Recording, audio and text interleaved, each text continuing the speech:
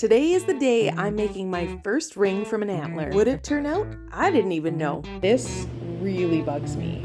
Back in the garage for some more sanding fun. The plan is to make some holes in things today, sand everything else that I need to, and start on my ring. I don't know what I'm doing. If you want to see what happens, then keep watching.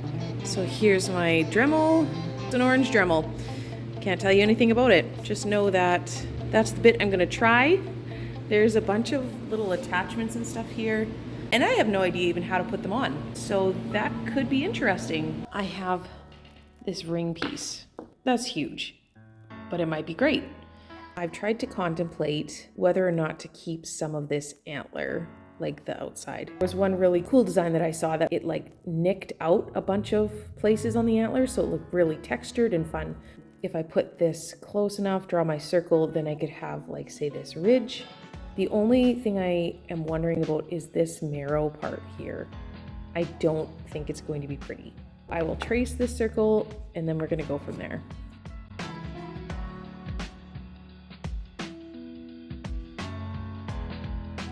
Just a warning, don't do this at home. Don't try what I'm trying because it's not necessarily the safest.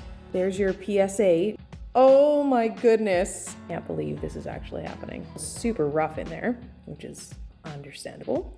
Like, this will be for my wedding ring. Oh my gosh, it's so chunky. It's like retro.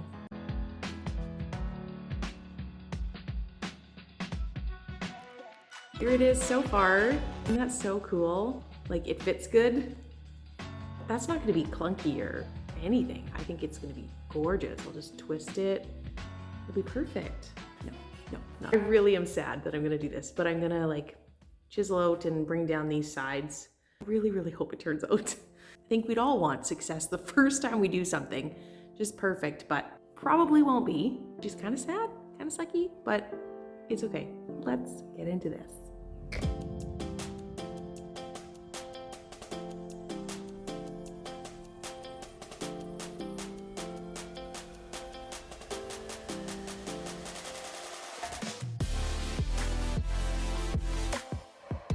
It's looking pretty good so far. Definitely still super clunky.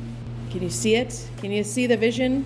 I think I'm gonna start chipping into it a bit and see what we're left over with, see if it's viable or if it just looks really dumb.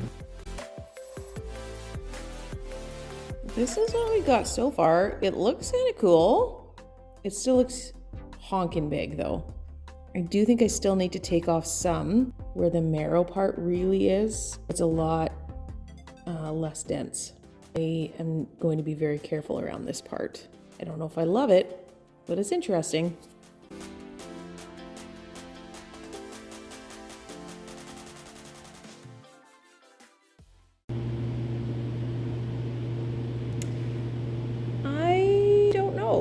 I don't know how this seriously concerns me. I don't love that.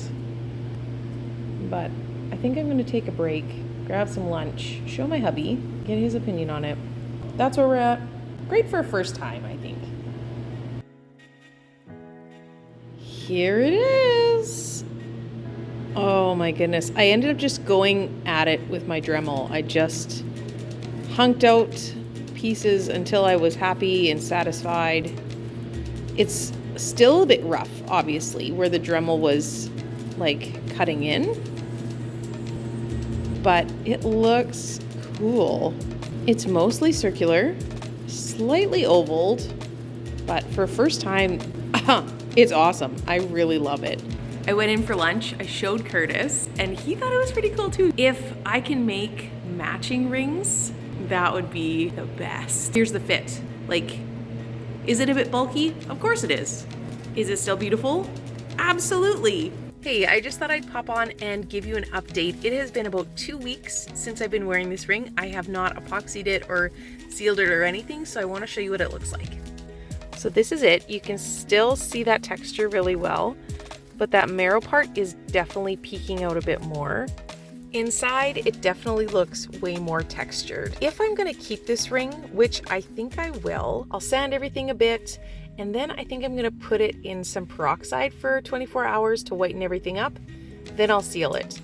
and I will show you that process so then you can give it a try if you want. Come back for some more videos where I'm going to reveal to you the final projects like this and what I'm calling this new brand. Thanks for watching, guys. Catch you next time.